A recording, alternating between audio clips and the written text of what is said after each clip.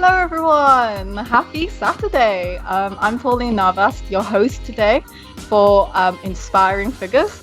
Welcome again to Inspiring Figures, a series of inspiring conversations with the people that you should really, really know about. This month, for September, I'll be talking to someone I've been following on social media over the last few months, and I've really, really enjoyed their content and everything that they stand for. I think they're a really great role model and an inspiring figure for all of us to look up to and learn more about. So this month I'll be talking to Temi, and without further ado, let's welcome Temi. Hi Temi, how are you? Hi Pauline, I'm well, thank you. How are you doing? I'm good. Yeah, we were just talking before we went on live that I've had a bit of a cough, but I'm all right. I'm doing good. I'm energetic. But yeah, welcome, and thank you so much again for spending time today to talk to me for Inspiring Figures. I've already showered you with compliments before we started the call, but I'm just really excited to have you here. So for those who are just listening in and joining in today, can you start with a little introduction about what you do? Mm-hmm. Yeah, so by day, for my job, I'm currently a graduate software developer on a technology graduate scheme at BT. But outside of work, I'm a content creator. So I create kind of tech and early careers related content across platforms like Instagram and YouTube, just with the hopes of kind of encouraging more Black and women of color to consider joining the tech industry, as I'm an advocate for diversity and inclusion in tech. And I also try to break down tech and coding related concepts just in a simple way so that it's really easy for beginners to digest. That's amazing. I mean, you do it so well. And I have to say, I've been in tech for the last 2 years, and I've been doing it on the side for a really long time, and I've learned so much from your posts. Sometimes I'm I don't know it all actually. There's still so much to learn, and that's the energy that you bring into it is fantastic. So I'm always really interested in people's journeys, and I always try and encourage people to share them, because as you know, at the end of the day, you don't really know how much of an impact that you can make in someone's life, because someone could be going through exactly the same thing, but they didn't know that they could take a specific route until you share your story. So I specifically want to have a chat today about your tech background and sort of where your journey began for you to get into tech. Yeah. So it's not a very straight route, or it's not really clear cut. But I think, so I have a undergraduate degree in geology and physics, and I kind of just picked that because I wasn't really sure what I wanted to do. I think from the beginning of school, I was never really passionate about one thing. So I kind of picked a mix of things and just went from there. And it was during my second year of physics that I was introduced to coding for the first time. So that was Python. But I wasn't really taught it that well. We were just kind of expected to self-teach. And I think that's when some issues started for me. I didn't really like coding or tech at that point, just because of how I just kind of afraid I was of it. I thought it was really hard and it wasn't really for me. But a few years later, after graduating, I decided to do a master's in geophysics because, again, at this point, I didn't really know what I wanted to do. I really just jumped into it because I felt like I wasn't ready to go into the working world yet, because I wasn't sure what I wanted to specialize in. So I just thought a master's is the next thing to do, kill some time. And during that year, I took a kind of data visualization module where I used coding. And that's where I think I started to just find an interest in it for the first time. And that was probably the only module that I actually liked. I really didn't enjoy my master's that much. I've really struggled with it. I knew it wasn't for me, although I stayed and I finished it. But that was the one module that really stood out for me. And from there, yeah, I think my interest in tech and coding kind of sparked. And I also started to come across different women in tech kind of bloggers and YouTubers, which further kind of sparked my interest in the industry. Yeah. Yeah, no, that's amazing. I mean, our stories are very similar, because I was doing my biomed degree, and then I got exposed to a coding module there, which I completely preferred over the rest of my degree, and it was 10 credits. So no one really cared, but I already had a bit of a tech background. But it's really interesting to know that people go into tech and that like spark comes out from just random things like a module or like you said, like a YouTuber or a blogger. And it's really fantastic that, you know, they managed to inspire you for you now to inspire others. And it's really great paying it forward. So you mentioned a bit earlier that you're on a graduate scheme now. Could you tell us a bit about how you're finding it and how are you like set up in terms of like different rotations? I've been on a grad scheme, just rolled off, so I always like asking this question to fellow grads. Yeah. Okay. So I started last September, just when I was finishing uni. And so far, I am really, really enjoying it. The reason that I was really excited to join is because I knew I was interested in tech, but I didn't know what specifically interested me. And I knew that this scheme in particular had, it kind of gave you the opportunity to try different kind of sectors and have a feel for what's out there. So I started off in the network design team, learning about mobile networks, like things like 4G, 5G, 3G. And the way it's set up is that we have 3 8-month rotations. But because of lockdown, my first rotation lasted around 10 months. And now the one I'm in now is 7 months. And then the next one will be 7 months. So that's kind of how it's set up. But I really do enjoy it. Like I said, again, just because of how it really gives you an opportunity to find your ground and find what you're interested in. Yeah, so I really am enjoying it so far. Yeah. No, that's really great. Like, as someone who's just rolled off the grad scheme, I'm sure like you still have like a year or so left where you'll really like throw yourself into it and really learn from what you like. So what is the most valuable thing you learned from your grad scheme so far? I always love asking this question. I think it probably has to be to speak up and take initiative. I think I obviously started this scheme straight after uni. And before then, the only time I'd really worked was I did an internship the summer before my master's. So that was kind of when I was exposed to proper working life. So I think I really wish I would have taken more initiative and spoke up more in the beginning. So whenever I felt like I needed help or I didn't understand something, I think I was really prone to just not saying anything and waiting for my manager or people in my team to just ask, you know, how's everything going? Are you okay? But I'm definitely taking a different approach now. But that is something I would say that I wish I'd done earlier, and I would advise like incoming grads to do as well. Yeah. I mean, like that really speaks to me because when I started my grad scheme, the first 6 months, because mine's a bit different, I had 4 6-month rotations, and my first 6 months I was like quiet. And for someone I'm very extroverted, so just, you know, joining the team and not asking questions because I was scared that I'd feel stupid.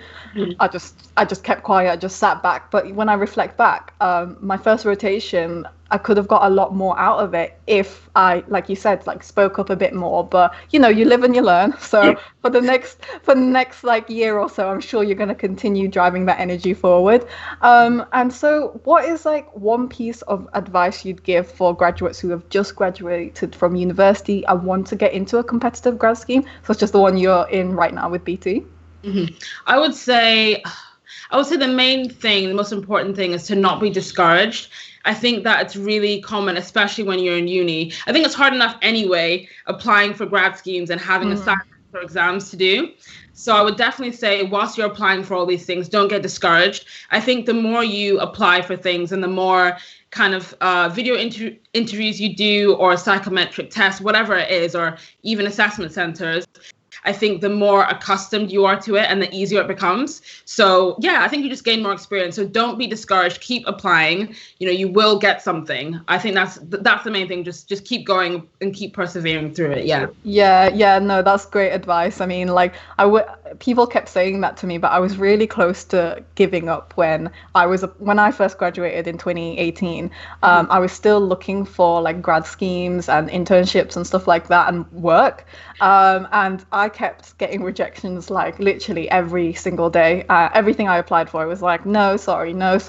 And it wasn't until I actually applied to the BT grad scheme, I was like, I shouldn't even bother, because I was like, this is not worth it, because I'm obviously going to get a rejection. But if I gave up then, I wouldn't have been on the grad scheme. Exactly. So yeah, like you said, you just have to persevere and keep going, because you never know where it'll lead you. But again, it's easier to say it. Yeah. But you just have to keep going. And like, I know a lot of people who've shared their stories where they got their like dream job and they were just on the verge of giving up. Yeah. So yeah, you never know what's around the corner. So yeah, no, that's definitely true. And so thank you so much for giving that insight on the grad scheme. I'm sure that was really valuable to people who have been listening. Over the course of like lockdown, I've been following along with your 100 days of code journey, which I found really, really inspiring. I'm someone who like one of my values is consistency, and whenever I see someone else who's really consistent in something, I'm like, yes, I am here for it. So it's been awesome to see what you've got involved with the 100 Days of Code community, and seeing you every day improve your technical skills and knowledge. So could you like tell us a bit about the challenge and what motivated you to start it?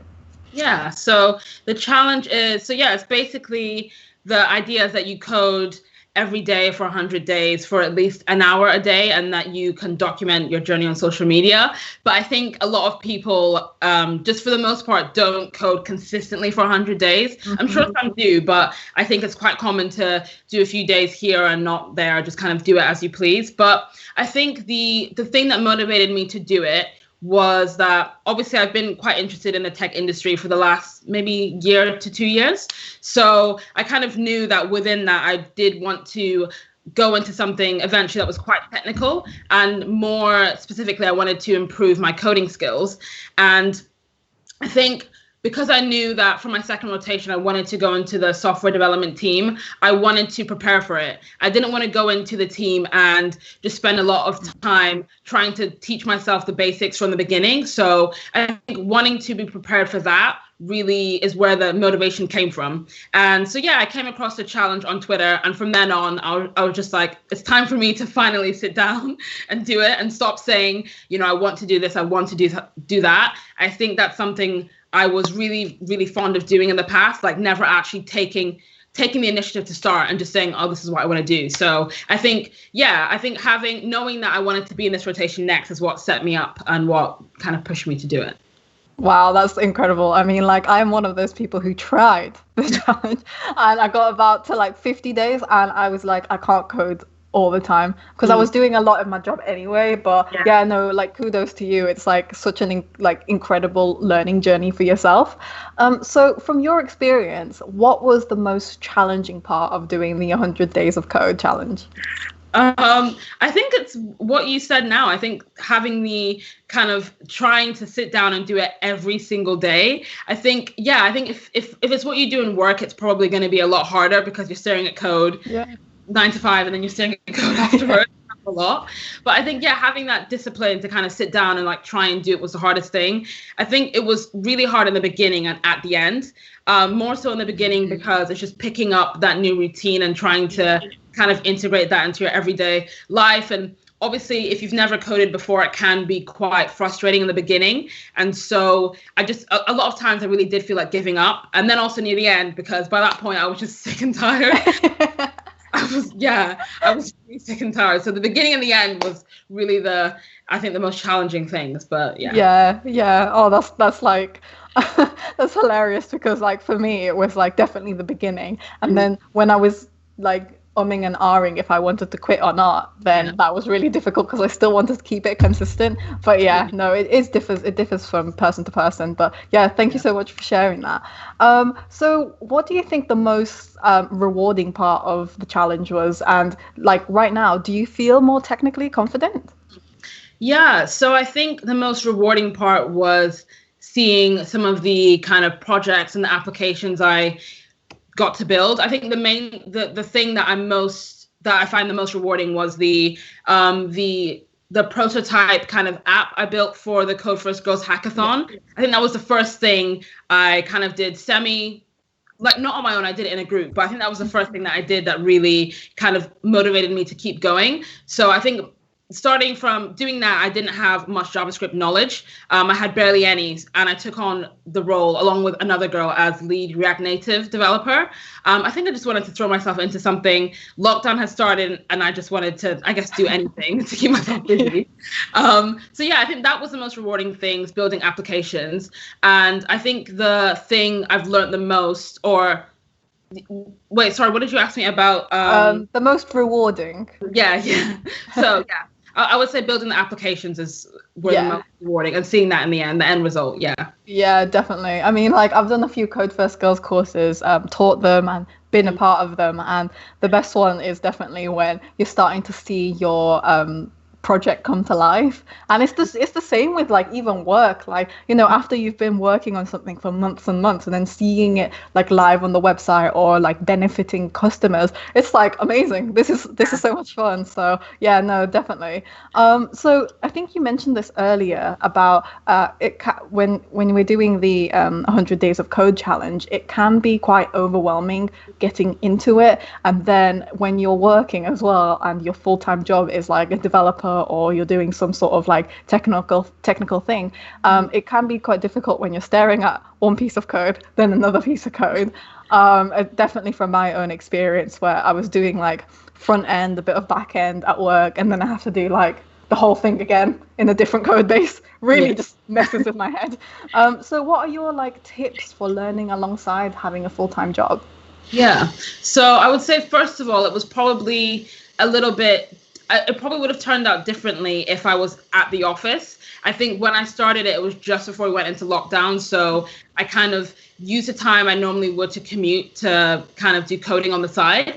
But I would say for people who want to do the challenge and who are in a 9-to-5, would just do what you can. I think that even if you get to day 50, day 25, whatever it is, I think as long as you go in with the aim of just wanting to pick up a new skill, then I think that's the most important thing. And even if you can only do like 30 minutes a day, then that's fine as well, or 30 minutes every other day. I think in the beginning, I was very set on, I have to do this every single day for at least like a few hours. And that really, I was getting exhausted. Yeah. So I would definitely say just take it slow, do what you can, and just try to just be focused on learning stuff as opposed to like doing it every single day. That'll be my advice. Yeah, I love that advice, because it's really like compassionate, especially in the like tech industry, where a lot of people are like, you need to know this, you need to know that, and it's like it feels quite cold. But having that like compassionate approach to how you approach your learning, for example, it's really, really important. And I love that you've highlighted that, so thanks for that. Are you planning to do any more 100 days of code or whatever challenge? So currently I'm doing the 100 days of projects, but I am taking a very different approach to how I did 100 days of code. I'm not really coding on the weekends, and even not really consistently throughout the week. I'm kind of just doing it when I feel like it. I just thought that was a good transition from 100 days of code, just because I'd spent a lot of time following online courses and tutorials, and I felt like I just wanted to put what I'd learned into actual practice and build my own stuff. So yeah, that's kind of what I'm doing at the moment, but I'm taking it very slow. And even if I don't reach day 100, it's fine. I just want to keep that consistency going, really. Yeah. No, that sounds great. I love how like the 100 days of code challenge has really inspired other things. Like I've seen people do 100 days of like no spending, 100 days of like, I don't know, like exercise or journaling or something. It's really cool because like you said, like it is the thing that builds up a habit. So no, that's fantastic. And moving on now to content creation. This is my favorite part of this interview, probably, because I love talking about content creation. But I've seen you go from strength to strength in the social media world, and I've like I said, I've really enjoyed following along with your journey, as well as the like incredible content that you've produced. I'm honestly always blown away. I'm always like when you when you post it like a minute before, I'm just like, is this, if I like this now, is it too fast? Like it's so much, it's just great. It's really great content. And I especially like how you aim to help beginners with like the infographics that you've created on Instagram, as well as like informative videos on YouTube. I think that's a market that a lot of people try and get into but don't quite get right, because a lot of people who try and do it, they assume a lot of technical knowledge beforehand, but you like literally go down to like zero and you help people, and it's fantastic. So I wanted to ask a few questions around content creation, and the first one is, what inspired you to create your like content in the first place? And yeah, sort of just talk us through that journey. Yeah, I think it was just from seeing everyone online, people that I already followed. So I think the very, very first person I came across was Girl Knows Tech. I think that's her. Yes. Yeah, so she's great. Yeah, her blog is the first one I came across when I was just Googling random careers and stuff. So I think she was talking about her career journey, kind of what she does for work, and just creating really interesting content. And then also people like yourself. I think I found your blog, it was either just before or just after I'd accepted the BT offer. But reading your blog and just seeing kind of how you were finding the grad scheme from beginning up until now, and also just the other stuff that you create around health and well-being was really inspiring to me. Thank you. Right back at you, sis. So I think it's just all the women that I follow that are in tech or whatever kind of STEM thing it might be is where I kind of got the inspiration from.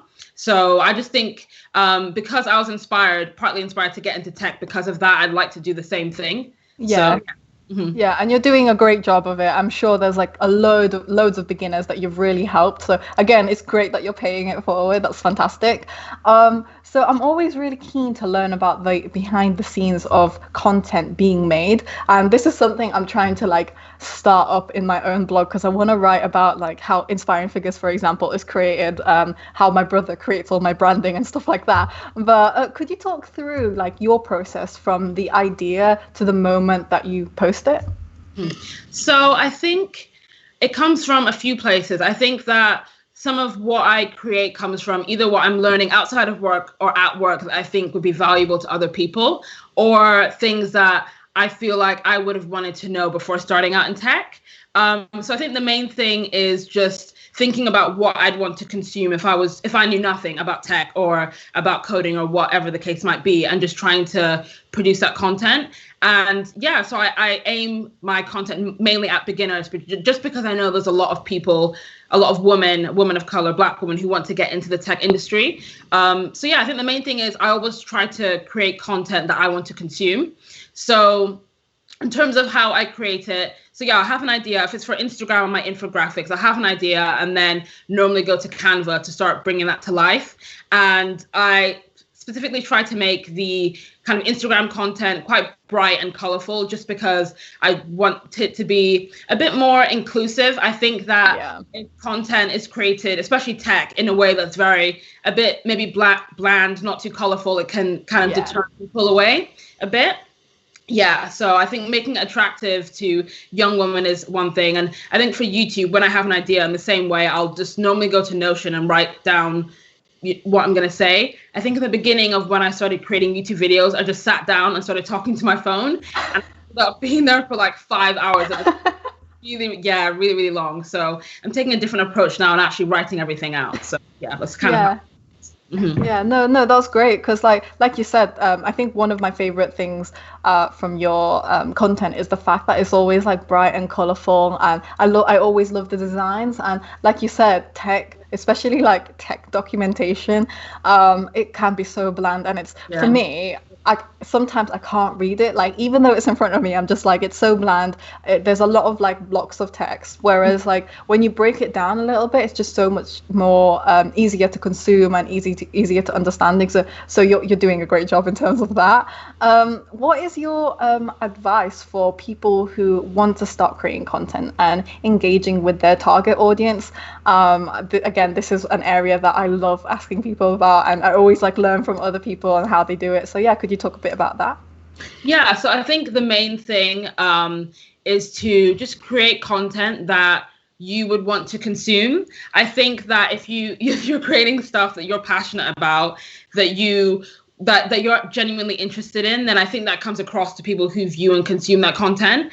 And if they can tell that you're not really, if you're not passionate about it, that you don't actually like it, I think that will deter them from actually, from consuming that. And I think if you lack enthusiasm as well, then you're less likely to kind of put out either original or like engaging content. So I think that's the main thing that I would say, like, just create stuff that you'd like to see. Yeah, I love that advice, because like I think a lot of people can get caught up in like the content creation world and just keep creating and creating and creating just because they can. And it's sometimes really nice to have more of a mindful approach and say to yourself, like you said, if this is something I would like to consume, and then just go from there. And that's fantastic. And I think you've really nailed that again. You've like honestly nailed it. It's great.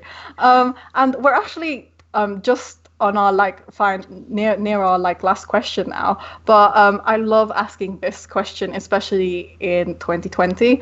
Let's not ignore the elephant in the room. We're in lockdown. Well, global pandemic is still happening, and we don't really know when it's going to end. So it can be quite like daunting on a lot of people, and I plan to use inspiring figures to help like elevate that and make it have something for people to go to for some positive energy, because I'm fully aware that Twitter and like news is really draining at the moment. So I love asking this question.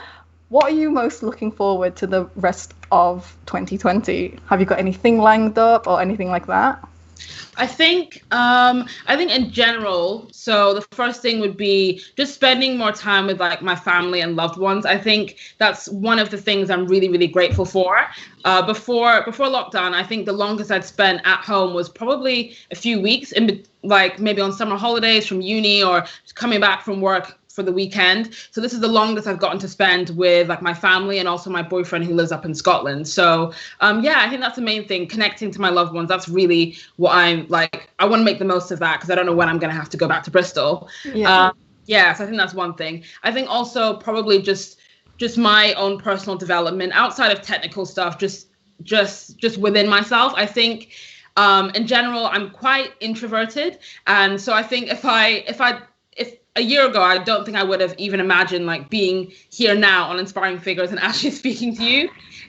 So I think I've always wanted to kind of speak at events and do stuff like that, but I didn't have kind of the confidence to do so. So I think, just working on my personal development, my confidence is something that I'm really looking forward to, for the rest of the year. So I think that's the main things. Oh, that's so lovely that you talked about your family. That really warms my heart. That's so sweet. No, that's so true. I mean, like, I think one thing that 2020 has like taught everyone, it's definitely like be more mindful and aware, whenever you're with your loved ones, because, there's so many people that are passing away right now, and it's really difficult for everyone. So it's really nice that, that you're prioritizing that. And that's something I feel like I need to prioritize right now too. But right now, Leeds is on the verge of a local lockdown, so we don't know what's happening there. Anyways, no, that's great. Like, it's great to know about your plans for the rest of 2020, and I can only see you go further up and up in your terms of your confidence and your talks and everything based on everything that you're doing. So just keep it up. And so for our last question, it's just about where people can find you online. So your Instagram, like Twitter, social media, and blogs and stuff. Feel free to use the space to promote the hell out of everything. Thank you. So you can find me here on YouTube, Temi Olukoko, just my name, on Instagram at temilola.dev, and then on Twitter at Temi Olukoko, again, just my name, where I mainly post about tech and career stuff, but also just random stuff as well. So that's where you can find me. I highly recommend that you follow for inspiration, for everything. It's fantastic. Thank you once again for taking the time to be part of Inspiring Figures today. It's honestly been one of the most uplifting half an hours I've had this whole week. So thank you so much for that. And as usual, I'll be doing a write-up of our conversation on my blog, Pauline.com. And you can also catch up on all of the Inspiring Figures that I've interviewed for Inspiring Figures on inspiringfigures.co. And thanks again, everyone. And we'll see you again next month. Thank you. Bye. Bye.